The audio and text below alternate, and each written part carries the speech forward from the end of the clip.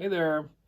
We went over quite a few things in our lesson today, so I just thought it'd be easier just to make a video and just quickly review all those things for Greensleeves.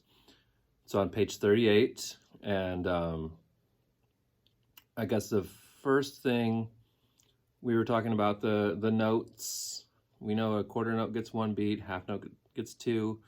Now this dotted quarter note gets 1.5 beats, but the way we were thinking about it is it's always a dotted quarter note followed by an eighth note by a quarter note, and it would sound like down, up, down. And that's where we got the metronome out, and we're going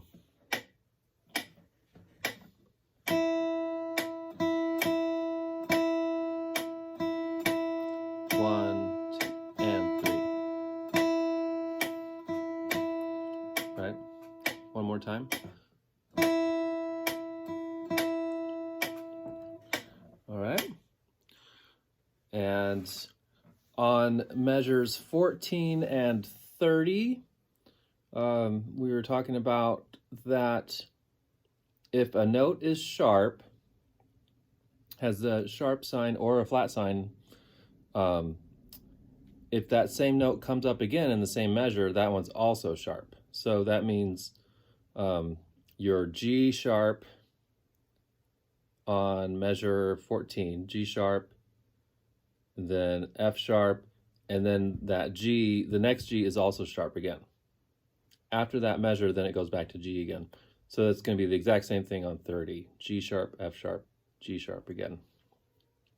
And then the last thing we were doing was looking at the chords, and since this song is in 3/4 time, we're going to do each chord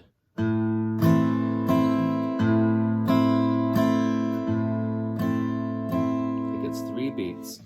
So our A minor chord, you can find all these chords on page 81 in your new book, and the numbers in the chords, like that first one is a C chord, and it's got a 3 in that one on the 3rd fret of the 5th string, and so that's talking about your fingers here. 1, 2, 3, 4. So that's got that 3 there, the 2 goes there, the 1 goes there, right? So you always want to find the lowest note of that chord. So the first one's A minor, and so our lowest A is going to be that 5th string. So that's going to be the A minor. For your C, it's also going to be the 5th string because there's your C.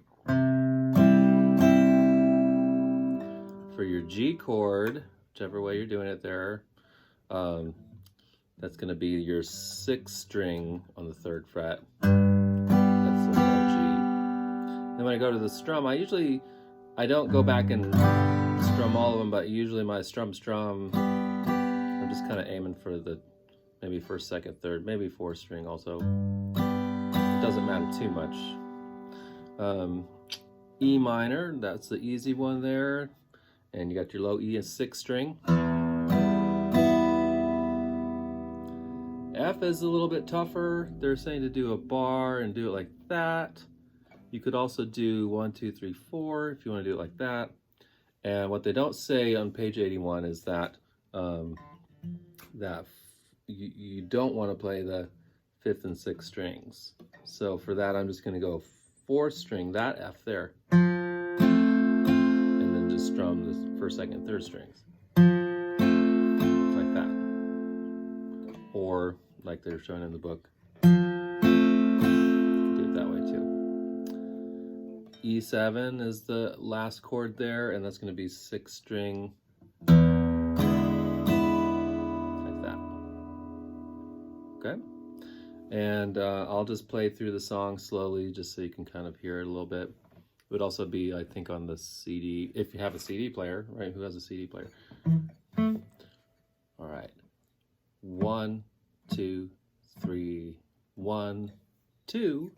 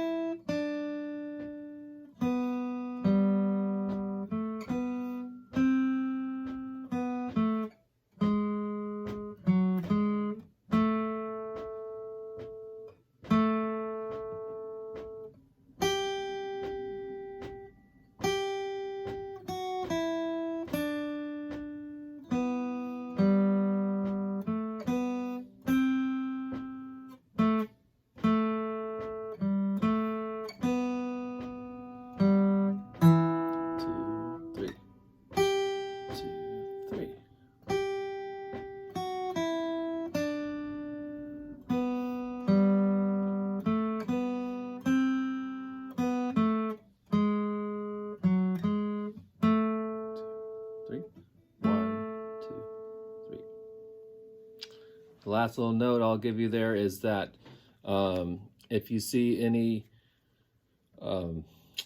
measure that doesn't have a chord over it, that means you just keep playing the chord from the measure that before it. So there's some spots where you'd play E minor for 2 measures in a row, or A minor for 2 measures in a row, or C for 2 measures in a row. So that's it. Have a good week.